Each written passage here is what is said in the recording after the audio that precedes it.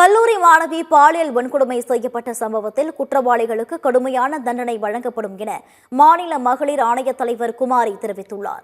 கோவையில் பாலியல் வன்கொடுமைக்கு ஆளான கல்லூரி மாணவி அவரது ஆண் நண்பரும் மருத்துவமனைகளில் சிகிச்சை பெற்று வருகின்றனர். பாதிக்கப்பட்ட இருவரையும் மாநில மகளிர் ஆணைய தலைவர் குமாரி நேரில் சந்தித்து விசாரணை மேற்கொண்டார். பின்னர் செய்தியாளர்களிடம் பேசிய அவர், பாதிக்கப்பட்ட மாணவிக்கு பாதுகாப்பும் மனநல ஆலோசனையும் வழங்கப்படுவதாக தெரிவித்தார்.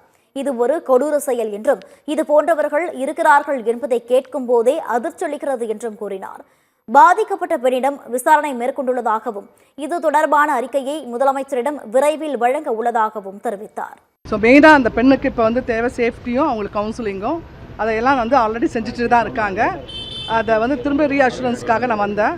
அந்த பெண்ணிடம் ரொம்ப நேரம் பேசிட்டு வந்திருக்கேன். இப்போ அந்த பையன் இப்போ பாதிக்கப்பட்ட பையனையும் பார்க்கறதுக்காக நான் இன்றைக்கி வந்திருக்கேன். கண்டிப்பாக கடுமையான தண்டனை வழங்கப்படும், அதில் மாற்று கருத்தே கிடையாது. இது ஒரு கொடூர செயல் தான் நான் சொல்லுவேன். இது அதிர்ச்சியாக தான் இருக்கிறது.